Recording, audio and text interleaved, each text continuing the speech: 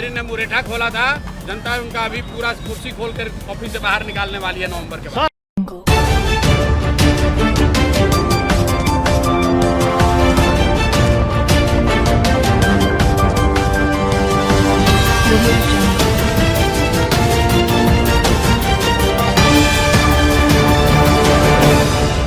नमस्कार, स्वागत है बीएमडब्ल्यू न्यूज बिहार की इस खबर में। बिहार विधानसभा चुनाव 2025 की सरगर्मियां अब अपने चरम पर हैं और इस बीच जनसुराज पार्टी के संस्थापक प्रशांत किशोर अपनी बिहार बदलाव यात्रा के जरिए बिहार की जनता के बीच एक नया जोश और नई उम्मीद जगा रहे हैं। लेकिन उनकी ताज़ा बयानबाजी ने एक बार फिर सियासी गलियारों में हलचल मचा दी। खासतौर पर उप मुख्यमंत्री सम्राट चौधरी पर उनका तीखा हमला और एनडीए की 20 साल की सरकार पर सवाल उठाने वाले बयान चर्चा का केंद्र बने हुए हैं। आइए आज हम बात करते हैं जनसुराज की रणनीति क्या है और क्या प्रशांत किशोर का यह तीखा अंदाज बिहार की जनता को उनसे जोड़ पाएगा। तो देखिए, बिहार विधानसभा चुनाव 2025 की तारीखें जैसे जैसे नजदीक आ रही हैं, सियासी दलों की रणनीतियां तेज हो रही हैं। जनसुराज पार्टी के सूत्रधार प्रशांत किशोर अपनी बिहार बदलाव यात्रा के तहत बिहार के कोने कोने में पहुंच रहे हैं। हाल ही में सिवान के मैरवा गांव में आयोजित बिहार बदलाव सभा में उन्होंने एनडीए और उप मुख्यमंत्री सम्राट चौधरी पर जमकर निशाना साधा। प्रशांत किशोर ने कहा कि, और मैं उद्धृत करता हूं, नीतीश कुमार ने सम्राट चौधरी का मुरेठा खुलवा दिया था, अब जनता उन्हें कुर्सी से उतारने जा रही है। उन्होंने एनडीए की 20 साल की राज्य सरकार और 11 साल की केंद्र सरकार पर सवाल उठाते हुए पूछा कि इस दौरान बिहार में कितने कारखाने लगे, कितने लोगों को रोजगार मिला और क्यों नहीं रुका पलायन। लोग बता रहे हैं कि बिहार में अब बदलाव होगा, बिहार में जनता का राज होगा। लालू नीतीश मोदी के राज से लोग थक गए हैं, लोग बदलाव चाहते हैं, लोग अपने बच्चों के लिए शिक्षा रोजगार चाहते हैं। जाति धर्म मंदिर मस्जिद नाली गली 5 किलो अनाज का राजनीति बहुत हो गया। अब बिहार में जनता का राज होना चाहिए, बिहार में बच्चों के लिए पढ़ाई होना चाहिए, और कुछ हो चाहे नहीं, पलायन बंद होना चाहिए, लोगों को बच्चों को यहीं रोजगार मिलना चाहिए। और ये उसी की ताकत है, ये जनसुराज की ताकत नहीं है, ये प्रशांत किशोर की ताकत नहीं है, ये लोगों की वो आशा है, अपेक्षा है। अब वो समय है 4 महीने में बिहार की व्यवस्था बदली जाए, ताकि बिहार के बच्चों को मजदूरी नहीं करना पड़े, बिहार के बच्चों को दूसरे राज्य में जाकर धक्के न खाने पड़े। प्रथम राष्ट्रपति कहने लगे कि 5 साल हमको दीजिए, हम 5 साल में रोक देंगे पलायन। भाई 20 वर्ष से किसका राज है? 20 वर्ष से बिहार में किसका राज है? 15 वर्ष से देश में किसकी सरकार है?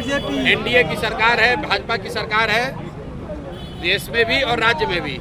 20 वर्ष में एक भी फैक्ट्री खुली नहीं, 20 वर्ष में बेरोजगारी खत्म हुआ, 20 वर्ष में पलायन रुका नहीं हुआ। अब जाने से क्या फायदा है भाई? अब तो जनता तैयार है तुमको हटाने के लिए। तुमने सम्राट चौधरी ने मुरेठा खोला था, जनता उनका अभी पूरा कुर्सी खोल कर ऑफिस से बाहर निकालने वाली है नवंबर के बाद। तो देखिए, प्रशांत किशोर की रणनीति साफ है। वे बिहार की राजनीति को जात पात और परिवारवाद से ऊपर उठाकर शिक्षा रोजगार और व्यवस्था परिवर्तन पर केंद्रित करना चाहते हैं। जनसुराज ने सभी 243 विधानसभा सीटों पर चुनाव लड़ने का ऐलान किया है, जिसमें कम से कम 40 सीटों पर महिला उम्मीदवारों को उतारने की बात कही गई है।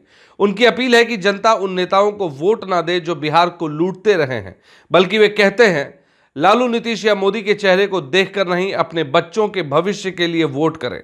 सिवान की सभा में उन्होंने बिहार की जनता से शिक्षा और रोजगार को प्राथमिकता देने की बात कही और इसे बिहार की गरीबी, अशिक्षा और बेरोजगारी को खत्म करने का एकमात्र रास्ता बताया। अब समझिए कि सम्राट चौधरी पर प्रशांत किशोर के इस हमले का क्या असर होगा। तो देखिए, प्रशांत किशोर का सम्राट चौधरी पर यह हमला कोई नया नहीं है। इससे पहले भी वे सम्राट चौधरी और नीतीश कुमार पर तंज कस चुके हैं, लेकिन इस बार उनका बयान 20 साल में एक भी कारखाना नहीं खुला, फिर 5 साल में पलायन कैसे रुकेगा, एनडीए के लिए एक बड़ा सवाल खड़ा करती है। सम्राट चौधरी ने नीतीश कुमार के नेतृत्व में एनडीए की एकजुटता पर जोर दिया है, लेकिन प्रशांत किशोर का यह तीखा हमला क्या एनडीए के वोट बैंक में सेंध लगा सकता है? खासतौर पर तब जब वे ईबीसी, दलित और मुस्लिम मतदाताओं को साधने की कोशिश कर रहे हैं।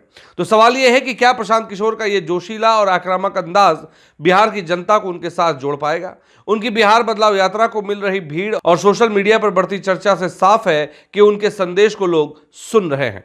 खासकर युवा और शिक्षित वर्ग में उनकी बातें गूंज रही हैं, जो बिहार में बदलाव की उम्मीद कर रहे हैं। मधुबन और सिवान जैसे इलाकों में उनकी रैलियों में उमड़ रही भीड़ इस बात का सबूत है कि जनता उनके शिक्षा और रोजगार के एजेंडे से प्रभावित हो रही है। लेकिन क्या ये भीड़ वोटों में तब्दील होगी? ये एक बड़ा सवाल है, क्योंकि बिहार की सियासत में जातिगत समीकरण और धन बल का दबदबा अब भी बना हुआ है। बिहार की सियासत में जनसुराज एक नई हवा लाने की कोशिश कर रही है और प्रशांत किशोर का यह आक्रामक रुख एनडीए और महागठबंधन दोनों के लिए चुनौती बन सकता है। लेकिन क्या बिहार की जनता इस बार पुरानी राजनीति को छोड़कर बदलाव के लिए वोट देगी? क्या प्रशांत किशोर का शिक्षा और रोजगार का नारा बिहार की सियासत को नई दिशा दे पाएगा? ये सवाल अब आपके सामने है। हम अपने दर्शकों को कहेंगे कि आप अपने जवाब कमेंट्स में बताइए। आप क्या सोचते हैं? क्या जनसुराज 2025 में बिहार की सियासत को बदल देगी? हमारी नजर बिहार विधानसभा चुनाव 2025 पर बनी रहेगी। तब तक के लिए BMW न्यूज़ बिहार के साथ बने रहिए। आपको ये खबर कैसी लगी? कमेंट के माध्यम से अपनी बात हम तक जरूर साझा करें, और अगर खबर पसंद आई हो तो लाइक करें, शेयर करें और चैनल को सब्सक्राइब करना ना भूलें। धन्यवाद।